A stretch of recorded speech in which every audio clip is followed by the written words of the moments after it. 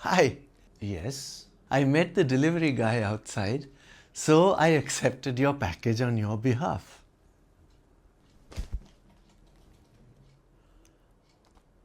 But it's open. Yeah, it just opened up in my hands. Nice stuff. Some say curiosity killed the cat.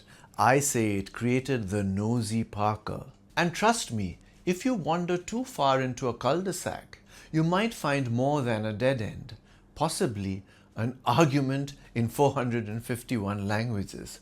That's the Tower of Babel. Today we explore three expressions: Nosey Parker, Cul-de-Sac, and Tower of Babel. One pokes around, one leads nowhere, and one gets terribly loud and confusing. Do keep watching, but first please subscribe to The English Nut on YouTube, Instagram, and Facebook. Thank you.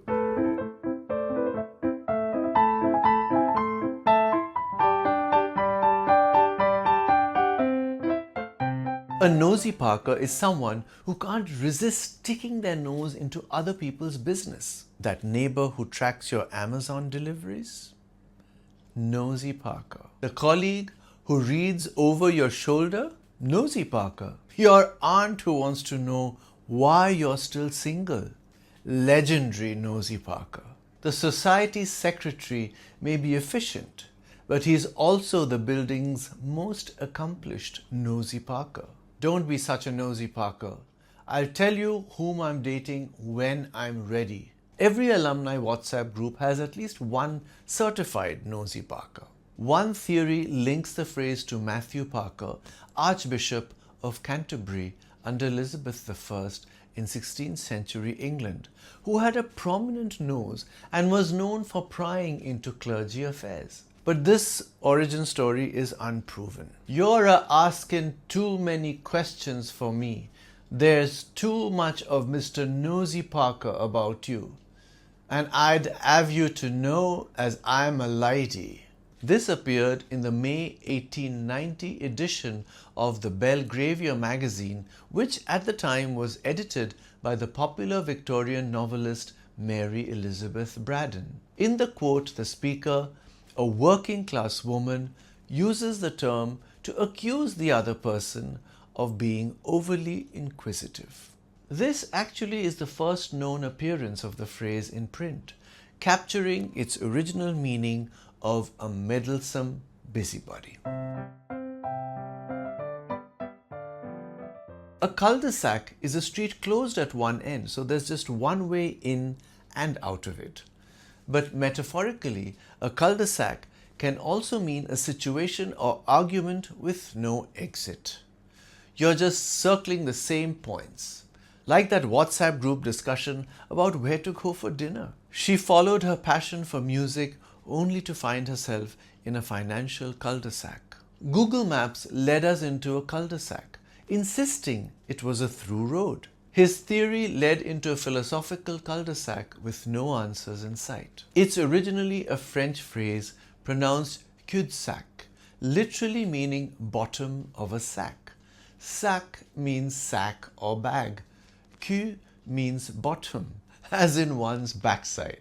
It entered English in the early 18th century, adding a certain je ne sais quoi to the humble dead-end street. A committee is a cul-de-sac down which ideas are lured and then quietly strangled, said Sir Barnet Cox in his famously cynical observation about bureaucracy. Cox, a British parliamentary official, coined the metaphor to lampoon how committees often operate. By likening a committee to a cul-de-sac, he suggests that good ideas enter and get stuck there. Quoted in New Scientist magazine in 1973, this witty line underscores a serious point. Committees can be a dead end, where innovation is strangled by group process.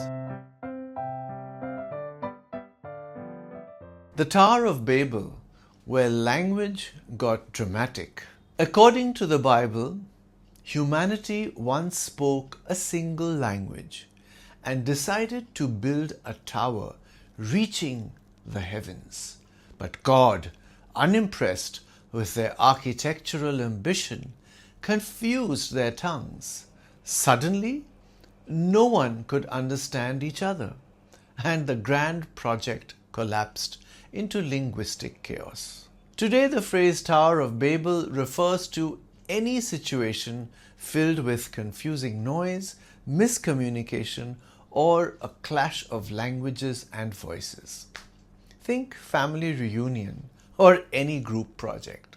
Walking through the New York subway is like entering a modern-day Tower of Babel. The comment section was a Tower of Babel, with everyone shouting past each other. The toddler classroom at lunchtime, a delightful Tower of Babel. Babel in the Tower of Babel story is linked to both Hebrew and Akkadian languages. Babel may be a play on the Hebrew word balal, meaning to confuse or jumble. However, the Akkadian name for Babylon, Babilu, translating to Gate of God, could also be the origin. Either way, it gave us an enduring metaphor for the challenges of too many voices with no translator. Where's your common sense? None of those books agree with each other. You've been locked up here for years with a regular damned Tower of Babel.